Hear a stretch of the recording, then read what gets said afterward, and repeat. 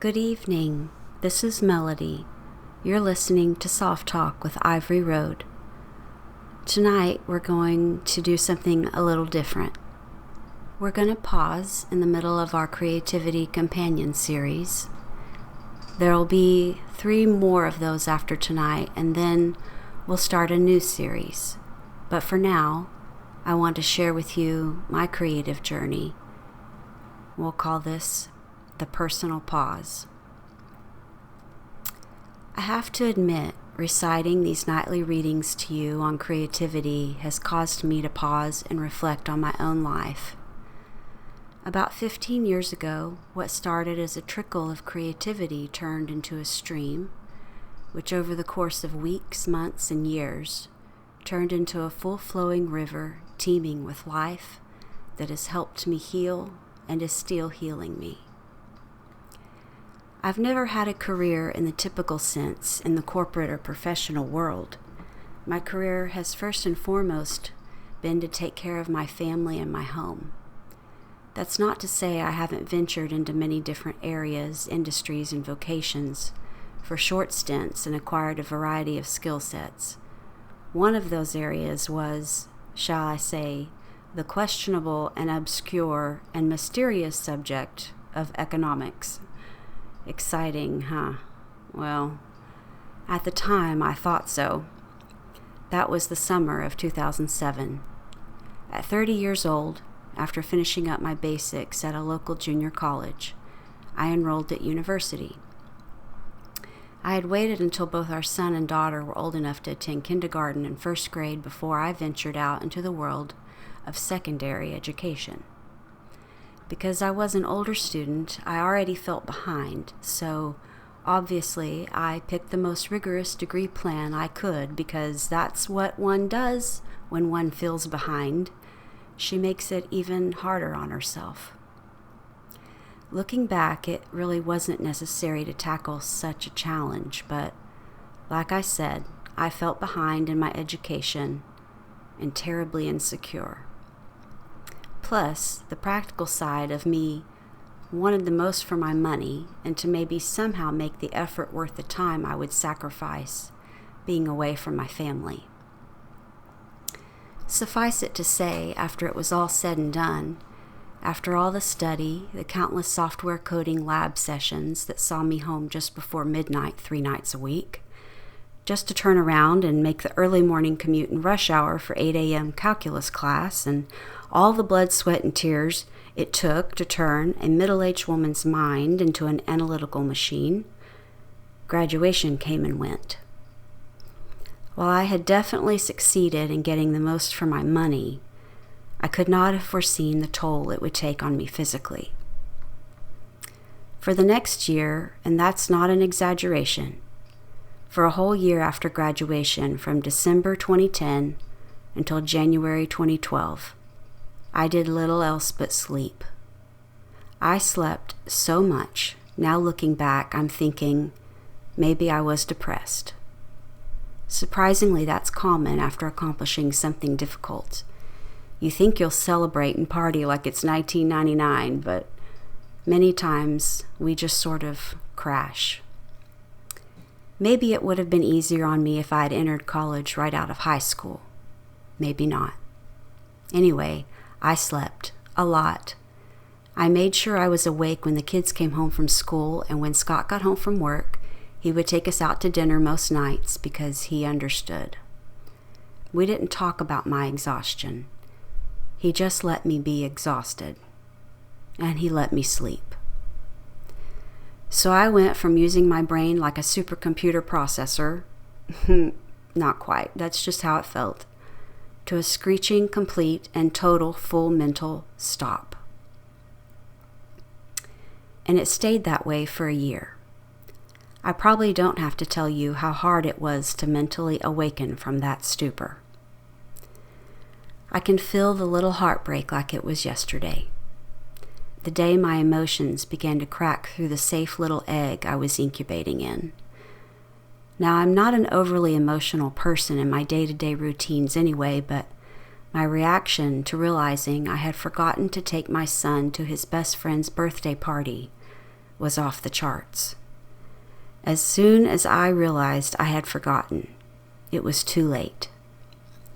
I called his mom, who is a good friend of mine, and wept on the phone as I profusely apologized.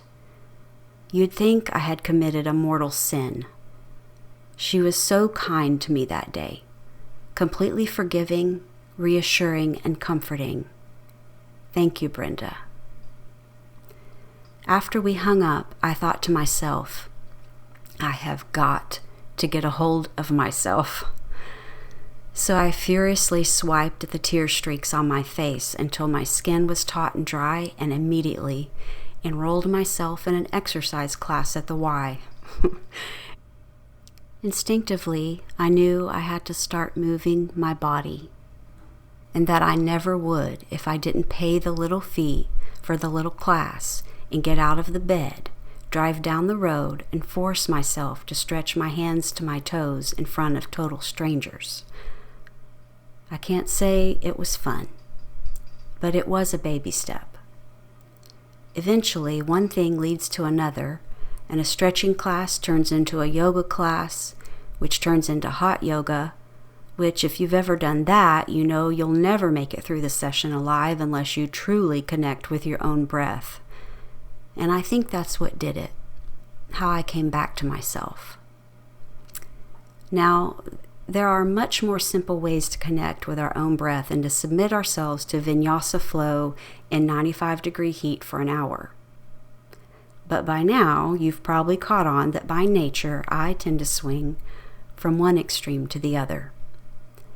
Anytime I mention this little quirk of mine to my husband, Scott, he looks at me with a twinkle in his eye and a silly surprised look on his face and says, "You? No." Now, if I'm you and I'm still listening to this odd lady babble on and on, I'm thinking, what on earth does this have to do with creativity? I don't know exactly. I just know that moving and breathing again, building a routine back into my life, and extending grace to myself helped me to feel better. It's ironic, really. I was educated by society's standards, but it took time to heal and be in a better mental space before I felt the courage to try to branch out and be creative. I started small by imagining how I might improve our little house. I painted a room and learned how to texture a wall. I tiled my kitchen backsplash and built a custom surround for our tub. I figured, if it's ugly and I hate it, it's just paint and tile and wood.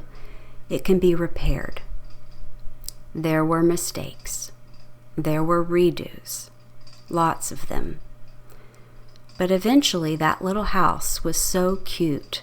By the time I finished with it and we sold it, it sold in one day.